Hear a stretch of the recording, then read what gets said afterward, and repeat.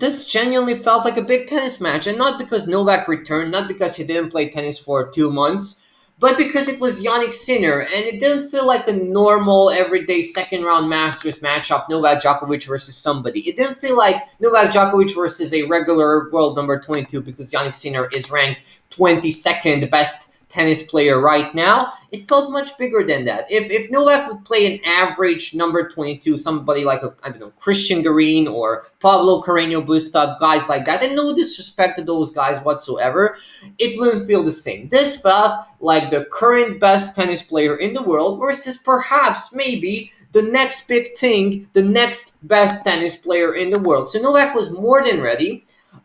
Because sometimes he tends to kind of play sloppy first, second, third round matches versus random everyday guys because he is able to beat them even with sloppy play. But he knew that Yannick Sinner isn't a easy out, isn't a easy day in office, so he would have to bring his at least B game, if not A game, to beat Yannick Sinner. And I thought that Novak played really well, especially as I mentioned when you compare him to the average Novak Djokovic second round Masters performance. Now, when it comes to Yannick Sinner, I thought that he made some rookie mistakes. I remember the late second set mistake. He had a break point. He could have perhaps made the match a little bit more interesting, but he just rocketed Novak's second serve in the out. It was like 5 meters outside of the baseline.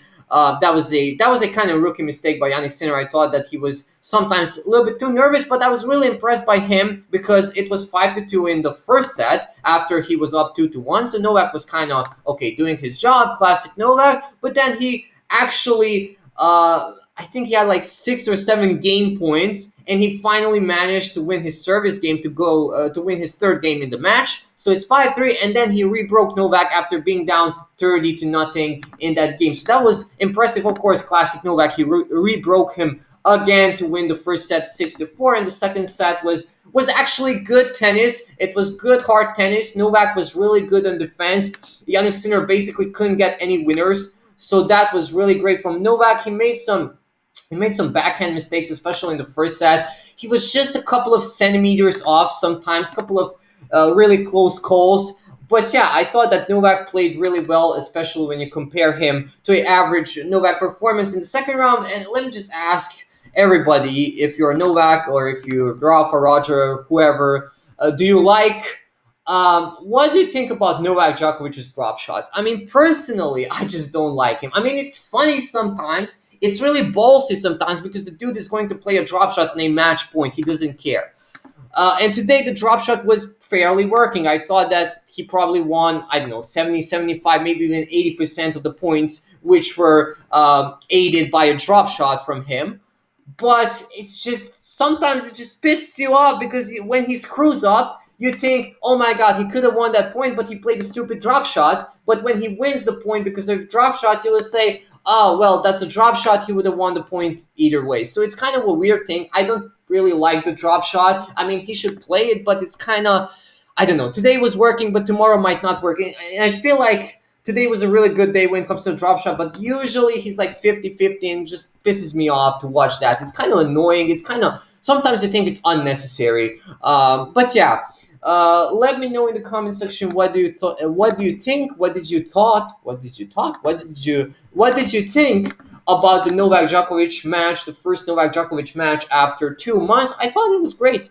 And let's see how does the rest of the tournament pan out. Unfortunately, I want to mention this, that Daniil Medvedev got COVID, so he had to leave the tournament. That wow. And I really hope, because I like Daniil, I genuinely like Daniil. So if this starts the narrative that Daniil Medvedev cannot win on clay because he only had one quarterfinal on Masters tournaments, he never reached the second round of Roland Garros, and now again somehow he cannot even play tennis because he has COVID. So the mainstream fans are going to be like, well, Daniil Medvedev just cannot simply win on clay. I think that would be really unfair and really unfortunate. So Daniil was basically the last guy in the world who needed to get COVID.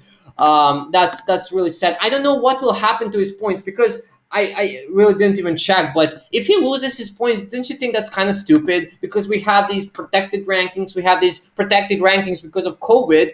And now the guy gets COVID and he would lose half of his points or the whole entire number of points. That would be really stupid in my opinion. Hopefully it does not. I didn't check. So yeah, let me know in the comment section what do you think about the nail, about Novak, and yeah, that's pretty much it. That was my quick recap, and yeah, cut.